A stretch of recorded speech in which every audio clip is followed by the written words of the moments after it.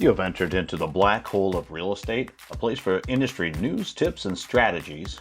Once you enter into our vortex, even if you could leave, you're probably going to want to stick around. I'm your host, Ron Weiss-Sikarski, and you are now entering the black hole of real estate. Well, it is great to be back with you, and I can tell you, top of mind for me this week are home sales and where they're heading. And I think that's on everybody's mind with the market surge that we've seen the last few months.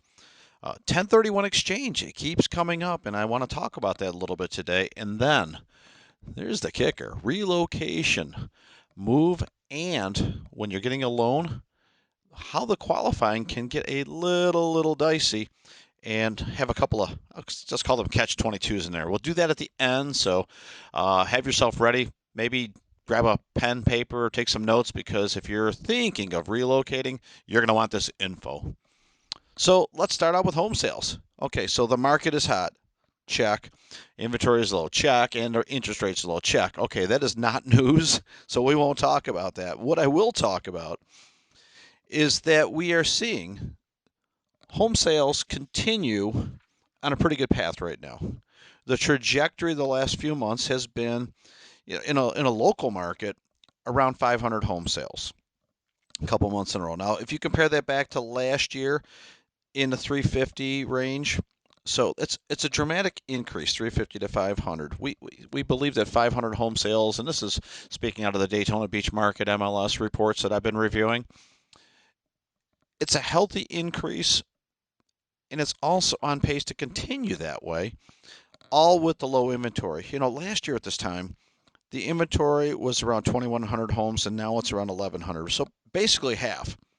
And the sales are more. And the inventory has been hovering in this area, and I do think it will increase ever so slightly. Now, what's interesting is the median sales price for homes, it's in that 320 range right now. If you're looking at the May reports, and back in April, it's at 295. So, why a big $25,000 jump? Well, keep in mind it's a median and not an average sales price, and it just means that more homes sold at a higher rate during that particular month. And I think you'll see that fluctuate over the next couple of months, but it will be strong, it will be robust, and it continues to accelerate upwards because we have a severe lack of inventory below $200,000. And I think that's most markets in the country. And again, not unique. What does it mean if you're thinking of buying? Well, it means that with 1,100 homes on the market, and I believe a steadily increasing number as we get to the end of 2021 will help. 500 home sales a month typically happen in the, I'll say, busier months when we have a spike in sales. 400 is not uncommon, but I think what you'll see is a 2-month supply, maybe a little bit more, 2.2 months right now, and that's comparing 500 home sales versus 1,100 on the market.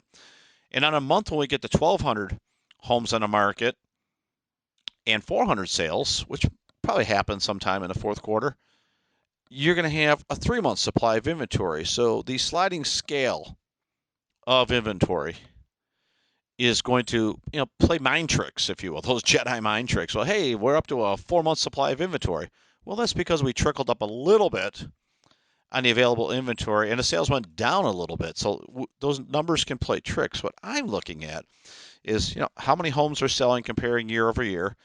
And right now we're looking at the time period where a lot of the country was in lockdown last year.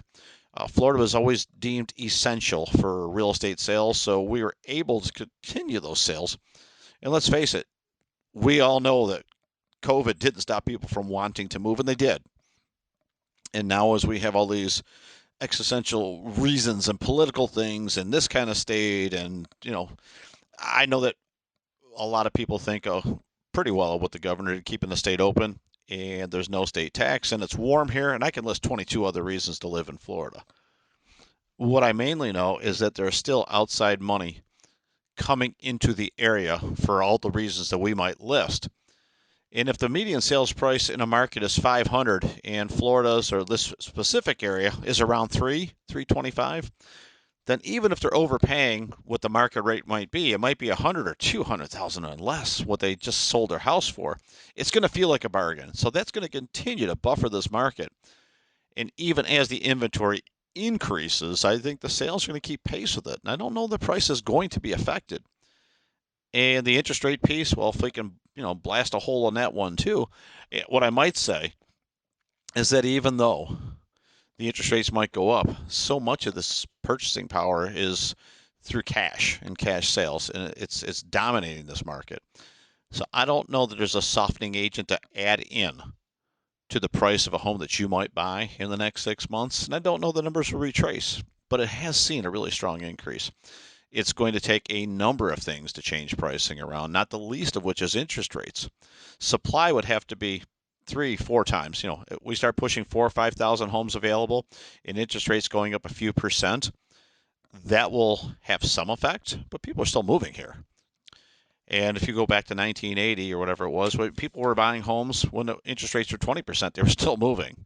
And they got really creative on how they did it and did buy downs and all things we could read about in textbooks. What I can tell you is this: there's not an inhibitor in the market that's going to dramatically change the way this market is flowing forward at this time. So home sales, they're definitely up. They're on pace. It's not a shock, and they are likely to continue. So, what else might affect this market? Well, 1031 exchange is something that's come up a number of times in the last few months. Now, they call it a like-kind exchange. So Like, like, kind, Kind, like-kind exchange. And what that means in rough terms is that you're selling a property that you don't want to pay the tax on, so you use the 1031 exchange, a tax-deferred exchange, to push the tax into a future date because you don't want to pay it now. And this is a way to acquire and accumulate more property without harming the nest egg.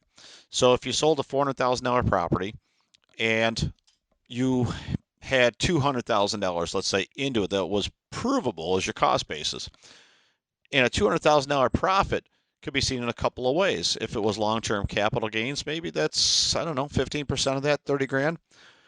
If it's treated differently, if it's not that, it could be ordinary income. Let's say you had it less than a year. That could be affected by whatever your tax rate is right now. So if you're one of the upper brackets, 40% or so, or maybe the sale pushes you into that arena, then that tax could be, quite a bit more. Could it be 80 grand? 40% of that 200. That's a big chunk. But let's say it's the lower number, it's 30 grand. It's still some money. And you may want to pay that tax down the road. And if you do this, 3, 4, 5 subsequent times over the next 5, 10 years, you could be deferring or saving that tax of, way over 6 figures and paying it somewhere down the road, maybe when you're in retirement, when you're not having a substantial income coming in and you're paying the tax at a much lower rate. And the idea behind this has always been if you can delay the taxes and reinvest, it's good for the economy, it keeps things going and growing, and we'll just tax you down the road. So that's a way that investors have used to invest more money now in the hopes that they will make better deals and make more profits, that one day that could be retirement income. What we're finding right now is something interesting. We've had a number of 1031 exchange clients that will sell their property and then they have 45 days to identify which one they're going to buy next. So they got 45 days and they're not finding the exact thing that they want right now. And it's got to close within 180 days. So there's two pieces: identify within 45 days and close within 180. And I've had a number of clients come to me and says, based on our research and what we want the property to do and the return on investment due to this recent spike, I've had some clients elect to just pay the tax right now. And it's not their first choice, but when the available options suggest that, yes, we can save that amount of tax, which it isn't so much a saving, keep in mind, is deferring. You're going to pay it at some point. And when they look at the available options, like, well, shoot, we can save or defer that tax money. But when we look at the option, what we might be able to purchase now and into the future, if you really run the numbers 10, 20, 30 years down the road, the net investment suggested versus the gain, that they might just pay the tax right now. And this is happening. And it's a real thing. So if you have an investment property that appreciates over time and there's cash coming in and the rents are strong, that could be an option for you if you can find the right property. The situation is you have to factor in what is the renovation cost of the property or the deferred maintenance. Maybe it needs a roof. Maybe it needs something structural.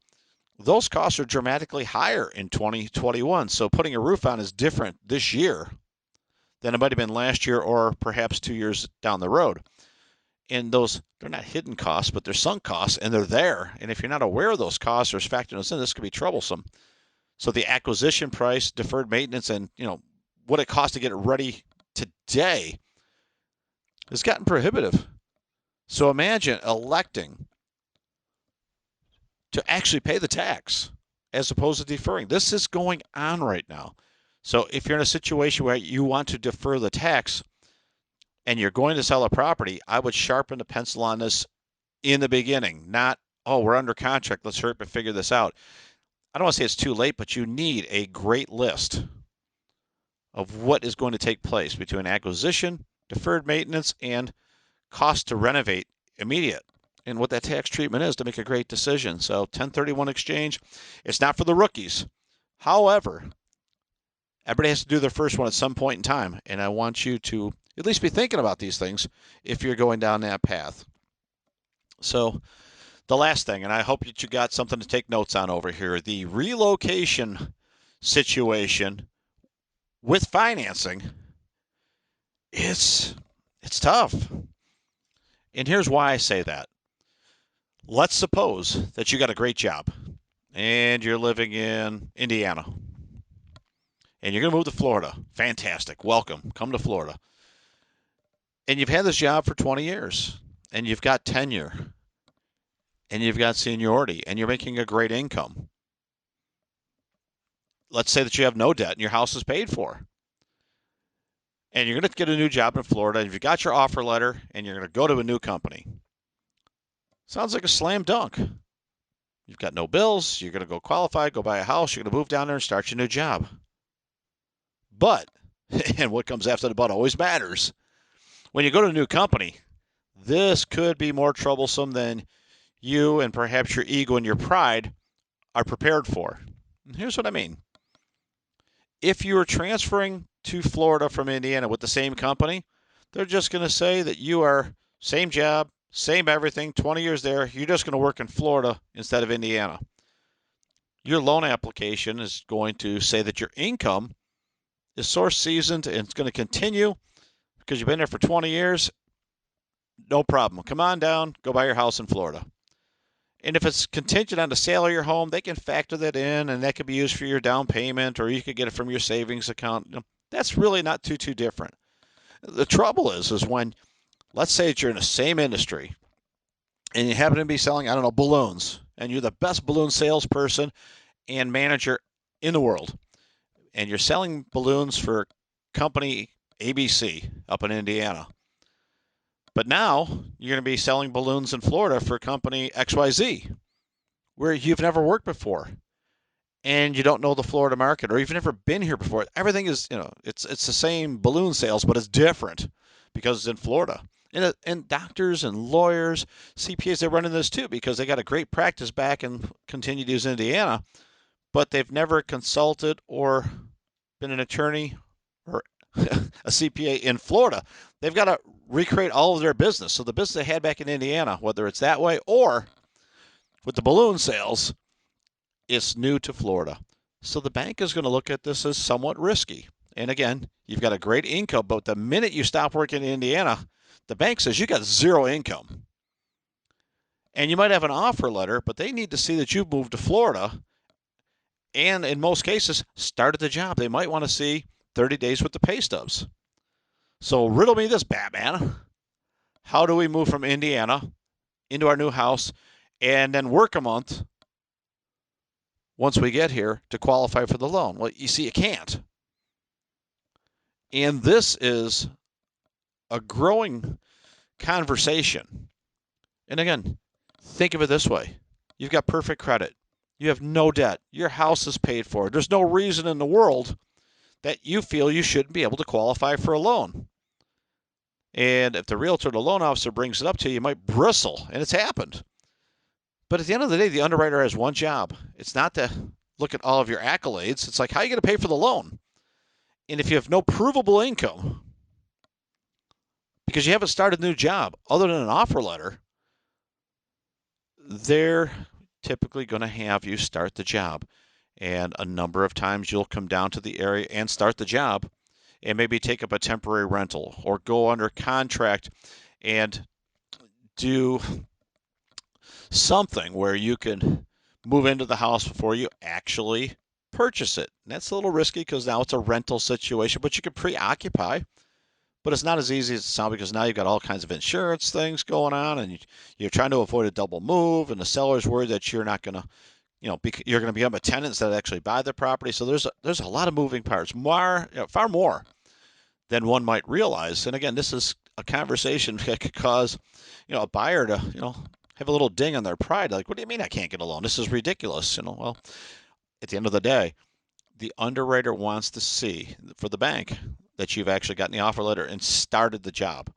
So if you're the same company, not as big of an issue. New company, this could be a bigger issue than you ever imagined. And I'd rather you hear it now, in the beginning. Talk to your lender and say, listen, here's my situation. I've been selling balloons in Indiana for 20 years. I'm the best there is at it. Make a good living. I got no debt and perfect credit. I'm going to Florida. Is there a way that my offer letter for my new company is W-2, it's not sales, not 1099, can I move in that house with that? And if it isn't, how long will it take and how do we accomplish that? Because then my agent could go negotiate a deal where maybe I can preoccupy or just, hey, there's a couple steps we can take here. We can stay in a beach condo and do an Airbnb type of a rental for a month or so until we actually move into the house. It'd be inconvenient to move twice, but we could do it. Or we could load it up in some sort of a pod or a storage or something like that. There's a lot of ways to do it if you know. The problem is if you're a week from closing and you're trying to sneak it past the goalie and you're qualifying on your Indiana income and they go to verify your employment, because they do that, banks check it. They check at the beginning and at the end. If they go to re-verify your employment 5 days before closing and HR tells them, oh, yeah, so-and-so gave their notice. They're no longer working here. Well, now, where's your provable income? And that's where it comes in. So, can you navigate it? Absolutely. You could sell your home in Indiana. You could come to Florida, start your job. You could take up a temporary residence, beach condo or something, or even preoccupy the same home if the seller's willing to let you, if they're moved out or the house is vacant, they're willing to let you move in and pay a little rent before you actually purchase the home. That can all be worked out. But the first step is just to be aware that even though you're a slam dunk as far as credit and debt to income, you may not be a slam dunk on the income side, and it just means that you need to factor that in as you're making your move. So I hope that you got some notes off of that. If you're relocating or a friend is, direct them to this. Let them hear this. And hopefully they're having the same conversations with their real estate professionals as well as their mortgage professionals to make this an easier and smoother transition every step of the way. I hope this is helping you guys out. I am super excited for the second half of this year, and I look forward to talking with you guys next week. This is Ron Wysokarski for the Black Hole of Real Estate.